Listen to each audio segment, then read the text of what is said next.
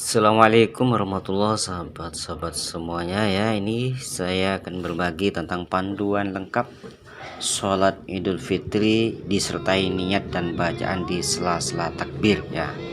Ini panduan sholat Idul Fitri ini sebagaimana banyak dilakukan di umat Islam di Indonesia ya. Salah satu yang sangat dianjurkan untuk dikerjakan umat Islam pada hari raya Idul Fitri adalah sholat Idul Fitri atau sholat Id yang dikerjakan sebanyak 2 rakaat secara berjamaah ya, serta ada khutbah setelah sholat itu. Meski demikian, sholat Id juga boleh dilakukan secara sendirian ya, artinya tidak berjamaah atau dikenal dengan munfarid. Bisa dikerjakan di rumah apabila terlambat datang ke lokasi sholat Id berjamaah. Jadi sholat Id ini tidak harus berjamaah ya, namun sunnahnya itu dilakukan dengan cara berjamaah. Kalaupun misalnya tidak bisa mengikuti berjamaah karena suatu hal, maka boleh dilakukan sendirian di rumah ya. Karena sholat Id walaupun sendirian itu tentu saja lebih baik daripada tidak sholat sama sekali. Berikut adalah panduan lengkap sholat Idul Fitri disertai niat dan bacaan di sela-sela antara takbir ya. Sebagaimana kebiasaan oleh orang-orang di Indonesia ya. Ini panduannya, bahwanya sholat Id itu secara tertib. Pertama harus niat ya, ada niat. Hal yang perlu dilakukan dalam sholat Id adalah membaca niat ya. Sebenarnya membacanya itu sendiri bukan suatu rukun ya, membacanya itu adalah sunnah. Namun yang paling wajib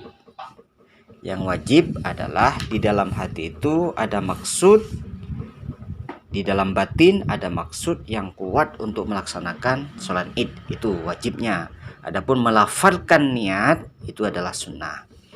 Lafadznya seperti ini: usolli sunnatan li'idil fitri rakaataini lillahi ta'ala. Itu kalau sendirian. Kalau menjadi makmum, sholli sunnatan li'idil fitri rakaataini ma'muman lillahi ta'ala. Demikian ya.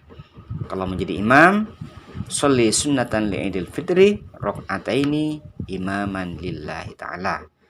Terjemahnya, aku niat sholat sunat Idul Fitri 2 rakaat menjadi makmum karena Allah Ta'ala. Nah, seperti itu ya. Kemudian pertama itu kan niat, yang kedua takbiratul ihram, Allahu Akbar, seperti itu. Nah, setelah takbir itu sunnahnya membaca doa iftitah seperti Allahu Akbar kabira walhamdulillahi katsira wa subhanallah mutawasila. Seperti itu ya, sunnahnya seperti itu. Kalau misalnya tidak baca doa iftitah tidak masalah. Nah, setelah takbiratul ihram itu takbir lagi sebanyak 7 kali ya. Jangan lupa sebanyak 7 kali. 7 kali di antara takbir satu takbir yang lain itu, artinya di sela-sela takbir itu membaca bacaan subhanallah walhamdulillah wala ilaha illallah wallahu akbar. Nah, seperti itu. Jadi prakteknya misalnya Allahu Akbar, langsung baca subhanallah alhamdulillah wala ilaha illallah wallahu akbar. Takbir lagi sebanyak 7 kali ya. Setelah 7 kali takbiran, ini yang ketiga, rukun yang ketiga, membaca surat Al-Fatihah. Ini rukun yang ketiga. Saya ulangi lagi ya. Rukun pertama niat, yang kedua takbiratul ihram, yang ketiga membaca Al-Fatihah. Cuman setelah takbiratul ihram itu sunnah lagi takbir sebanyak 7 kali. Dan di antara takbir itu diisi dengan subhanallah alhamdulillah wala ilaha illallah wallahu akbar. Yang ketiga membaca surat Al-Fatihah seperti sholat biasa ya.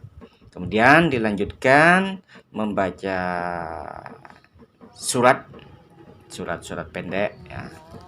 kemudian dilanjutkan ruku, i'tidal, sujud, duduk di antara sujud, dan seterusnya hingga berdiri lagi untuk rakaat kedua.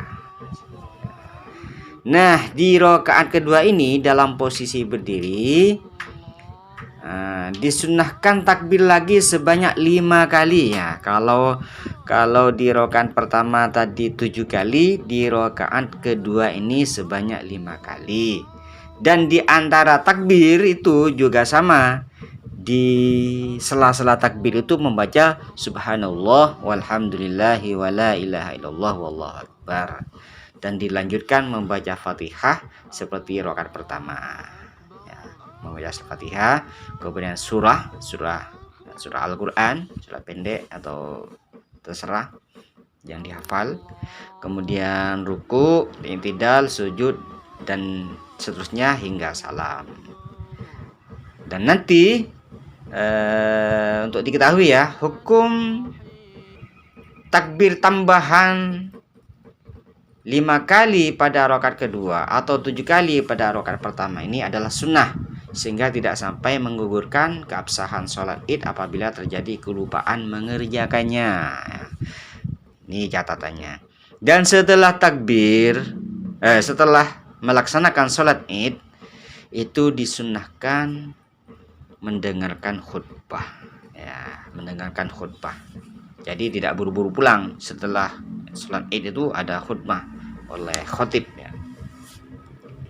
Sebagaimana suatu hadis yang diungkapkan oleh Ubaidullah bin Abdullah bin Utsbah, itu as-sunnatu ayyaktubal imam fil idaini khutbataini bifaslin bainahuma bijulusin. Ya.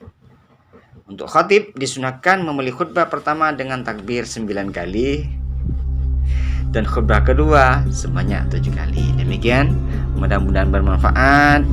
Sekian, assalamualaikum warahmatullahi wabarakatuh.